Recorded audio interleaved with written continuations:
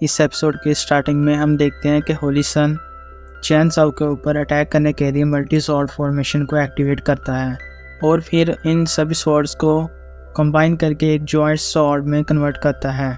इसका energy level काफ़ी ज़्यादा था, जिसको देखकर चैन साओ उस ओल्ड मैन से कहता है कि अगर तुमने अभी उसको नहीं रोका तो इसका अंजाम काफ़ी ज़्यादा बुरा होगा। वो ओल्ड मैन चैन साओ और उसका जवाब सुनकर काफ़ी ज़्यादा परेशान हो जाता है, जबकि होली सन काफ़ी ज़्यादा कॉन्फिडेंट था। लेकिन जैसे ही वो जॉइंट स्वॉर्ड चैन साओ के ऊपर अटैक करने वाली थी तो वो रोक देता है, जिस वजह से यहाँ पर एक काफ़ी बड़ा एनर्जी का धमाका होता है। और साथ ही वो ओल्ड मैन चैन साओ से कहता है कि इस जर्नी में मैं तुम्हारा साथ देने के लिए तैयार हूँ, तो इसके जवाब में तुम भी मेरा भरोसा मत तोड़ना। चैन साओ ये सुनकर काफ़ी ज़्यादा खुश हो जाता है, क्योंकि अब ओल्ड मैन भी उनकी टीम में शामिल हो चुका है।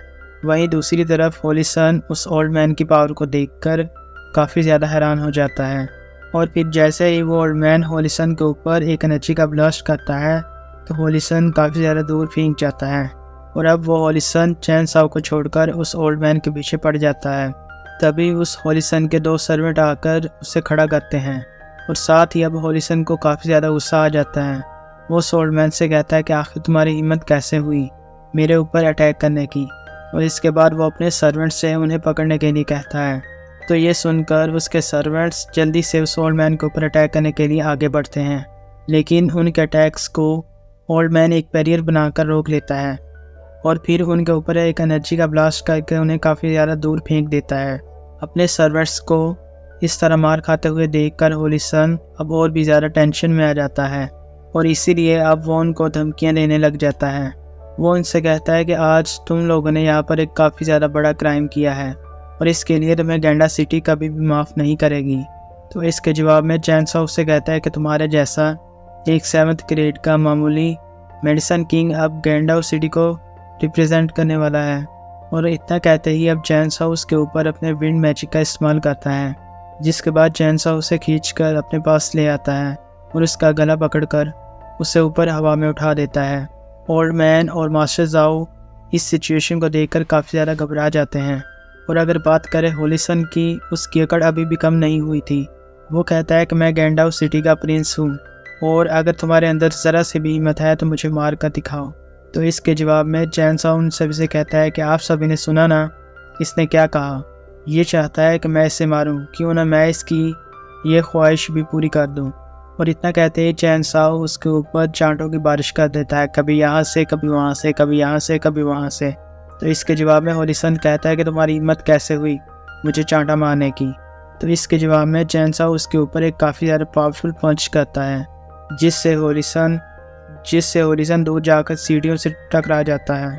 और रही बात उनके डिसाइपल्स की, तो वो सभी ये सब कुछ देखकर काफ़ी ज़्यादा परेशान हो जाते हैं। उनमें से 2 सर्वेंट्स भाग कर जाकर अपने प्रिंस को उठाते हैं, और साथ ही होली सन अब इतना ज़्यादा घायल हो चुका था कि वो अपने कदमों पर ठीक से खड़ा भी नहीं हो पा रहा होता। तो ये सब कुछ देखकर चैन साओ उस प्रिंस से कहता है कि इतनी ज़्यादा मार खाने के बावजूद भी अब फिर तुम दोबारा से खड़े हो गए हो, क्या तुम दोबारा से मुझसे मार खाना चाहते हो। तो इसके जवाब में होली सन चैन साओ से कहता है कि अगर तुम मर्द के बच्चे हो तो यहीं पर रुको, मैं अभी जाकर अपने बंदों को लेकर आता हूँ, फिर तुम्हें पता चलेगा कि गैंडाओ सिटी के प्रिंस को मारने का नतीजा क्या होता है। और इतना कहते हुए वो बड़ी मुश्किल से यहाँ से जाने लगता है। ओल्ड मैन उनकी बातें सुनकर काफ़ी ज़्यादा परेशान हो गया था, और वो भागकर चैन साओ के पास जाता है और इससे कहता है कि अभी भी वक्त है, तुम यहाँ से भाग जाओ। तो इस पर चैन साओ से कहता है कि आखिर डरने की क्या बात है, और वैसे भी तुम तो एक मार्शल एम्परर हो, वो लोग तुम्हारा कुछ भी नहीं बिगाड़ पाएंगे। तो चैन साओ की ये बातें सुनकर ओल्ड मैन चुप हो जाता है, और दूसरी तरफ मास्टर जाओ भी काफ़ी ज़्यादा परेशान हो गए थे। वो भागकर चैन साओ के पास आते हैं। वो कहते हैं कि आखिर अब हम इस सिचुएशन को कैसे हैंडल करेंगे। तो इसके जवाब में चैन साओ उनसे कहता है कि यहाँ पर जो कुछ भी हुआ, आपको इन सब की टेंशन लेने की कोई भी ज़रूरत नहीं। इन सब चीज़ों की जिम्मेदारी अब मैं उठाता हूँ। और साथ ही मैं ये सोच रहा था कि गैंडाओ सिटी में होली सन कैसे बनते हैं। चैन साओ के मुँह से ये बात सुनकर मास्टर जाओ काफ़ी ज़्यादा हैरान हो जाते हैं।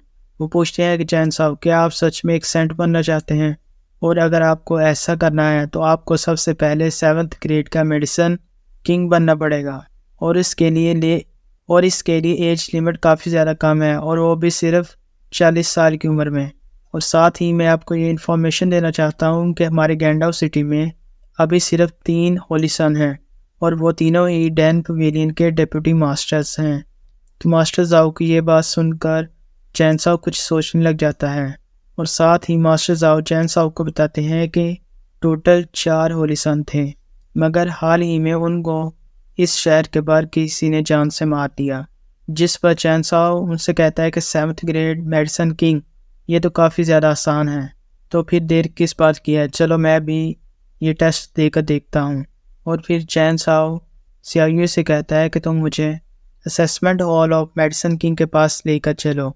जिसको सुनकर मास्टर जाओ और वहाँ पर खड़े बाकी डिसाइपल्स काफ़ी ज़्यादा हैरान हो जाते हैं। मास्टर जाओ काफ़ी ज़्यादा एक्साइटिंग होकर चैन साओ से पूछते हैं कि क्या आप पहले से ही मेडिसिन किंग बन चुके हो, जिसके जवाब में चैन साओ हल्की सी मुस्कान पास करता है और वहाँ पर खड़े बाकी डिसाइपल्स ये सुनकर काफ़ी ज़्यादा चौंक जाते हैं। वो कहते हैं कि इतनी छोटी सी उम्र में मेडिसिन किंग बनना काफ़ी ज़्यादा मुश्किल होता है और साथ ही गैंडाओ हिस्ट्री में मैंने पहले कभी भी ऐसा बंदा नहीं देखा जो कि इतनी कम एज में मेडिसिन किंग बन गया हो। और ये कहते ही ये एपिसोड यहीं पर ख़त्म हो जाता है। उम्मीद है कि ये एपिसोड पसंद आया होगा। Thank you for watching. Bye bye, take care.